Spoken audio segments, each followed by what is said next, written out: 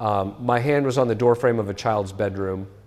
The parents were behind me, barely breathing. It was past midnight, and the house had been wrong for 3 weeks. I do not describe what I observed in that room as a way of frightening anyone. I describe it because it matters, because what was happening in that house is happening in thousands of homes right now, and most families have not been told what to do about it. My name is Father Chad Ripperger.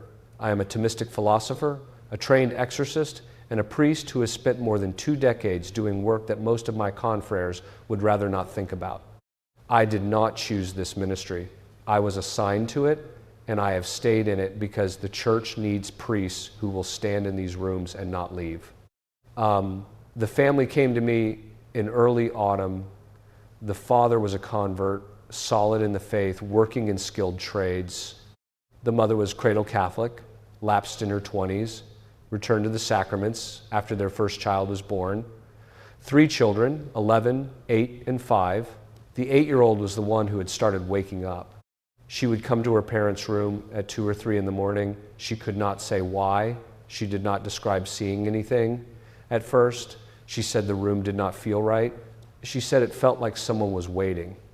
After 2 weeks, she stopped coming to her parents. She stopped sleeping. The parents found her sitting upright in her bed in the dark, eyes open, not responding when they spoke to her name. That was when they called me. I went on a Friday evening. I brought holy water that had been blessed by the older form of the ritual, the exorcised salt dissolved into it, the full prayers of the Rituale Romanum of 1,614, not the abbreviated form. I brought a blessed crucifix. I brought relics. When I walked into that house, I noticed 3 things immediately. The temperature in the children's hall was measurably lower than the rest of the house. There was a smell, not sulfur, not that, but something like old paper and something underneath it that I cannot name and will not try to name. And the 8-year-old was sitting at the kitchen table, and she looked at me when I came in, and her eyes were the eyes of a child who had not slept in days and who was no longer quite sure who she was. Her eyes were not red, not like anything you have seen in a film. They were flat. The presence behind them was reduced to something minimal. She was still there. She was still the child, but something else was attending to the room through her attention, and it knew I had walked in. I have seen this before. I have seen it in dozens of cases across more than 20 years. And I tell you this not to claim any special authority, but because the pattern is real, and the pattern is what you need to understand. What was happening in that house was infestation, not possession. I want to be clear about this because the vocabulary matters. Aquinas distinguishes in the Summa Theologica in the first part, questions 50 through 64, between the operations of fallen angels by direct will. For 400 years, the Church provided the laity with specific prayers to address situations in their homes that they could not explain. Most parishes stopped teaching them after 1965. Now, they have all been compiled into a concise, practical guide. Keep it near the door and read the first page tonight. You will find the link to get the book in the description and in the first pinned comment. By intellect, by local motion, and by the instrumentality of bodies. The fallen angels retain their angelic intelligence. They are not stupid, they are not impulsive. They operate by strategy, by patience, by sustained pressure across time, and they operate preferentially within legal grounds, what I sometimes call a foothold, some point of access that was opened, often long before the current inhabitants of a house were even aware it existed. Infestation means the demonic has established a territorial presence in a place. The person, in this case the child, is being subjected to external pressure, disturbed sleep, a sense of presence, behavioral changes, sometimes localized cold, sometimes odors, sometimes noises.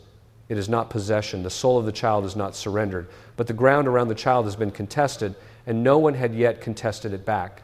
The door in this case was not dramatic. It rarely is.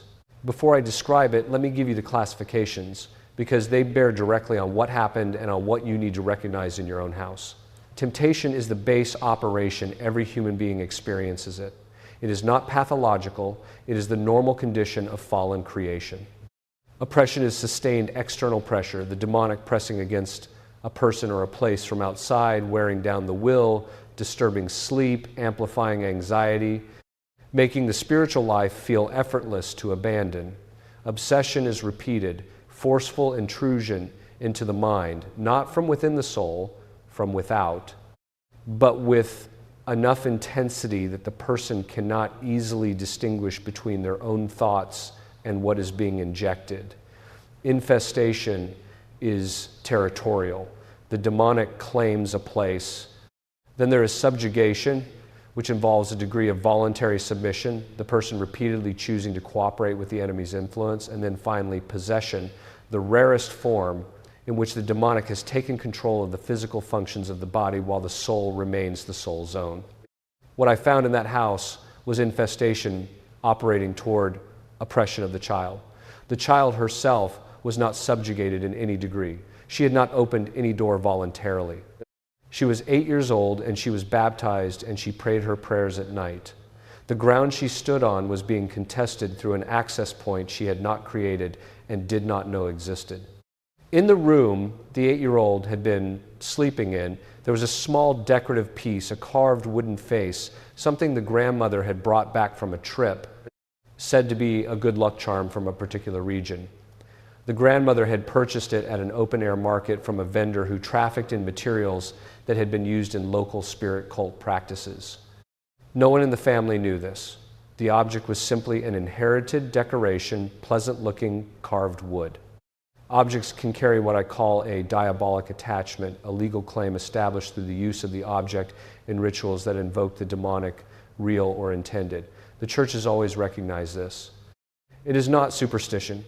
It is sacramental logic applied in the negative. Just as a blessed object carries the church's authority and the presence of grace through that blessing, an object used in a genuine invocation of the demonic can carry a corresponding claim. The claim is not absolute. It is a foot. St. Thomas Aquinas wrote more than a dozen questions on how fallen angels operate. Most Catholics have never read one line of it. This archive gathers that teaching, the 1,614 rite, and 4 centuries of documented cases into a single reference. Read it slowly, 1 chapter a night. You will find the link to get the book in the description and in the first posted comment. Foothold, but footholds matter. Isaiah 54 verse 17, no weapon formed against you shall prosper. That is not a promise that the enemy will not attempt to form one.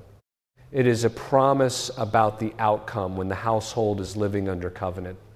The weapon was formed, in this case, in a market stall in a distant country by a craftsman who knew exactly what he was doing. What lacked was the covenant perimeter around the room where that object had been placed. The curé d'ars, St. John Vianney, who died on the 4th of August in 1859, was physically assaulted by what he called le grappin, the grapple, for years. He attributed much of the disturbance to the presence in his parish of souls who needed his intercession and to the enemy's fury at confessions being heard. His biographers document the noise, the cold, the physical disturbances. He was not confused about what it was. He was not afraid of it. He kept praying. He kept hearing confessions. And the demonic kept failing to stop him because the sacramental life of that parish was intact and growing. Padre Pio received his visible stigmata on the 20th of September, 1918. He also documented decades of physical assault by the demonic, visible, audible, experienced by others who were present. He treated it as the cost of the ministry and continued. What sustained him was not courage in the natural sense. What sustained him was the Eucharist, the daily Mass, the Rosary, the confessional.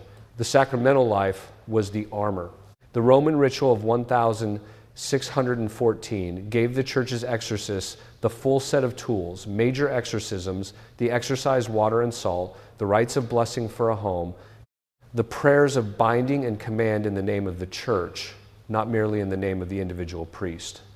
The 1,999 revision of the rite imposed barriers: the permission of the local bishop, the requirement of a formal psychiatric evaluation first, language softened away from command toward petition. These are not trivial changes. They have made it substantially harder for a parish priest to respond swiftly to a family in distress. I say this without attacking the Church. I say it as a fact of the operational landscape. I am telling you all of this because What I am about to describe, what I did for this family, is not something that requires an exorcist. Every baptized Catholic has access to every element that turned this situation around. That is the point. I removed the carved object from the room. We burned it. I blessed the room with the fully exorcised holy water, moving through all four corners, across the threshold, across the windowsill, across the child's bed. I spoke the prayers of the Rituale aloud. I placed a properly blessed crucifix on the wall above the child's bed.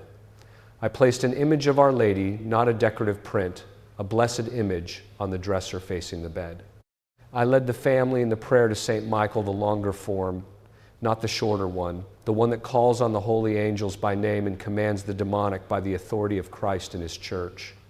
And then I led the Father in something that I regard as one of the most underused weapons in the Catholic household, the parental blessing. The Father's blessing carries authority. This is not sentiment. This is theology. The domestic church, the family, is a real ecclesial structure, not a metaphor.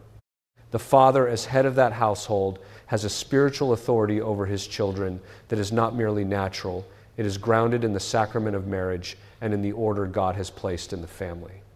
When a Catholic father places his hands on his children's heads and blesses them, calling on the Holy Trinity, invoking the guardian angel, consecrating the child to the Immaculate Heart, he is exercising real spiritual authority. The demonic recognizes authority. It does not respect sentiment, but it is required to yield to rightful authority exercised in faith. The father in this case had never blessed his children. He did not know he could. No one had told him. That night, after the blessing, the 8-year-old slept. I am not telling you this to make a dramatic story. I am telling you because I need you to understand what was there and what removed it. Because these tools belong to you, and most Catholic parents in 2026 have never been handed them. The Zechariah account, chapter 2, verse 5, records the Lord saying, "I will be a wall of fire around her and the glory in her midst." This was spoken of Jerusalem. The church has always read it as the type of divine protection that extends to the household of the covenant. The guardian angel is the concrete form of that wall for every baptized child. Aquinas treats the guardianship of the angels in the Summa, first part, question 113. Every child receives a guardian angel at conception, not at baptism, but at conception, because the angel is assigned to the rational soul, not to the sacramental state. Baptism, however, changes the nature of the protection available. The baptized child, who is also consecrated to the Immaculate Heart, over whom the rosary is prayed, in whose room hangs a properly blessed crucifix and holy water, is not merely protected by a guardian angel in a state of nature. That child stands within a layered sacramental perimeter. The demonic does not enter that perimeter easily. This is what was missing from the family I described. Not faith, not love, not effort. What was missing was the practical sacramental infrastructure, the blessed objects in the room, the daily rosary, the consecration, the Father's blessing. Because no one in a Catholic school or a parish had told them these things were real and these things were necessary. I want to be honest with you about the limits of what I know. I have seen this pattern across decades of cases. I cannot tell you what God permits in every particular case or why one family was afflicted when their neighbors were not. I cannot account for every mystery of divine providence. What I can tell you is what I observed, what the church teaches, and what worked, in this case and in many others like it.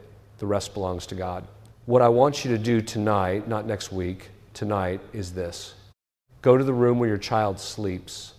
If you have holy water that was blessed with the old rite, the full rite, including the exorcism of the water and the salt, bring it with you. If you do not have it, find a traditional parish this weekend that distributes it, or ask a priest who uses the older form of the blessing. This is not a small distinction. The older blessing includes an explicit exorcism. The water that comes out of that rite carries a different sacramental weight. Bring a blessed crucifix, not a decorative cross, a crucifix with the corpus properly blessed by a priest. Place it on the wall of the child's room above the bed or on the wall facing the bed at a height where it is the first thing seen upon waking. If you have a blessed image of Our Lady, a traditional image, Our Lady of Guadalupe, Our Lady of Fatima, the Immaculate Heart, place it in the room. These are not decorations. They are sacramentals. They carry the Church's authority through the act of blessing, and they are a real deterrent. Take the child's hand, or place your hand on the child's head if they are sleeping. Pray the St. Michael prayer, the full version. Call on the guardian angel by acknowledging the angel's presence and mission. Then say these words, or words like them, in your own voice. In the name of the Father, and of the Son, and of the Holy Spirit, I bless you, and I consecrate you to the Immaculate Heart of Mary and the Sacred Heart of Jesus. I ask God to surround this room and this child with his holy angels. I command in the name of Jesus Christ that no evil spirit shall have any claim, any foothold, any access to this child or this room. If you are in a state of mortal sin, go to confession before you do this. Or at the very least, begin with an act of perfect contrition, sorrow for sin out of love of God, and go to confession at the earliest opportunity. The authority of the parental blessing is real, but it operates through the grace of the sacraments, and a father or mother who is seriously separated from God by unconfessed mortal sin is operating without the full weight of that sacramental backing. Confess this week. Receive the Eucharist worthily. The demonic cannot tolerate the real presence. I have watched the shift in a room, the temperature, the quality of the silence, the moment the Blessed Sacrament is brought in. Every worthy communion you receive is an act of spiritual warfare. Every Mass attended in a state of grace is a blow against the enemy's position in your household. The Eucharist is not symbolic. This is the point on which everything else rests. The survey data on Eucharistic belief among self-identified American Catholics is sobering reading. When the majority of people in the pew do not believe that Christ is truly, substantially present in the consecrated host, the sacramental perimeter of the family breaks down, not because they are bad people, but because faith is the operative medium through which sacramental grace acts. You do not have to feel anything at Mass. You do not have to have consolation or emotion. You have to believe what the Church has defined, and you have to present yourself at that altar in a state of grace. That is what creates the weight of protection in a household. Consecrate your family this week. The formal act of consecration to the Sacred Heart of Jesus and the Immaculate Heart of Mary made by the head of the household, said aloud before a blessed image, is not a pious exercise. It is a formal subordination of the household to Christ through his mother. The enemy must reckon with what is under that covenant. Make the act, write down the date, renew it annually, pray the Rosary daily as a family. I say this every time I address Catholic families, and I will not stop saying it, because it continues to be the most commonly abandoned practice and the most commonly reported gap in the households that come to me in distress. 15 minutes. The joyful mysteries on Monday and Saturday, the sorrowful on Tuesday and Friday, the glorious on Wednesday and Sunday, the luminous on Thursday if your tradition includes them. This is the single daily act that, in my experience, most reliably changes the spiritual climate of a household over time. Pray for your children by name.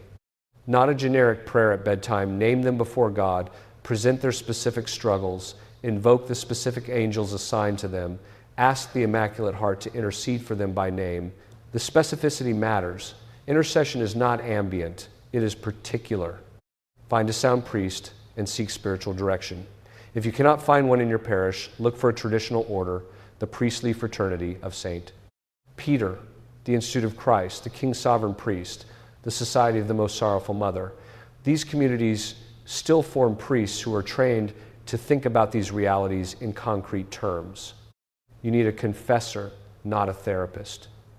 There is a difference, and the difference is the sacramental authority to absolve and direct, build community with other Catholic families. Isolation is a tactic. The enemy works most effectively on the isolated household, the family cut off from the mutual accountability and mutual prayer of other serious Catholics. The early church survived Roman persecution not because individuals were heroic, but because the community was intact. The domestic church requires the parish church, and the parish church requires households that are actually alive. Go through the house and remove anything that does not belong: occult objects, tarot cards, Ouija boards, objects brought back from places where ritual invocations were performed. Images from traditions that invoke entities other than the God of Israel and his Christ. Do not keep them for sentimental reasons. Remove them. What is happening in Western Catholic households right now is the result of several decades of specific failures. The catechetical collapse that followed Vatican II, a council that ran from 1962 to 1965, that was itself not the cause of the problem, but whose aftermath was weaponized, produced a generation of Catholics who were taught that the demonic was a metaphor, a psychological construct, a primitive way of describing internal conflict. The real presence was drained of its weight in 1,000 RE classrooms. Dr. Richard Gallagher, a psychiatrist who has collaborated with exorcists for decades, has noted publicly that medical colleagues dismiss possession as a diagnostic category and refer cases onto priests only as a last resort, if at all. The 1,969 no-fault divorce law in California, replicated across every state by the mid-1980s, dissolved the legal and social permanence of the family and opened a wound that the demonic has been working methodically ever since. The confessional emptied. The domestic rosary stopped. Blessed objects were boxed up in the 1970s and never brought back out. The demonic does not need to do anything dramatic when the ordinary defenses are already down. The family I described is not exceptional. They are the median, believing, intending well without the practical tools, because the practical tools were not handed on. When I removed the object and blessed that room and led the Father in blessing his children, nothing spectacular happened. There was no confrontation, no voice, no visible manifestation. The temperature normalized, the child slept. The family prayed the rosary together the following evening for the first time. The 8-year-old asked if they could do it again the next night. That is how most of this works. Not spectacular, sacramental. The machinery of grace operating through ordinary means, consecrated wood and oil and water, and the voice of a father calling on the name of God over his household. I want to tell you something about hope, because I am aware that I have described a situation that can feel overwhelming. Hope is not optimism. Hope is a theological virtue. It is not a feeling. It is a conviction grounded in the nature of God, who he is, what he has promised, what he has already done. The church survived the Arian crisis of the 4th century, when the majority of the episcopate had formally or functionally embraced the heresy. Athanasius stood against the world, Athanasius contra mundum, and he was right, and the world eventually came back to the truth. The church survived the French Revolution. It survived communist persecution in the 20th century, which attempted the systematic elimination of the faith from entire nations. It did not survive because the institutional structures held. It survived because there were saints, ordinary people, who kept the sacraments, kept the rosary, kept the domestic faith alive in households when everything outside those households was hostile. That is the form of the victory available to you right now. You do not need circumstances to change. You need to do what the faith provides and trust that God's protection is real. God is with us. He has always been with us. The question is whether we will be with him. In the next video, I want to address a phenomenon I have encountered in multiple cases over the last several years: the appearance of what I can only describe as inherited spiritual debts, oppression that traces through bloodlines and that requires specific sacramental remedies at the family level. This is documented in serious Catholic demonology, and it has direct practical implications for how a family prays and what it asks the church to do on its behalf. That is coming next.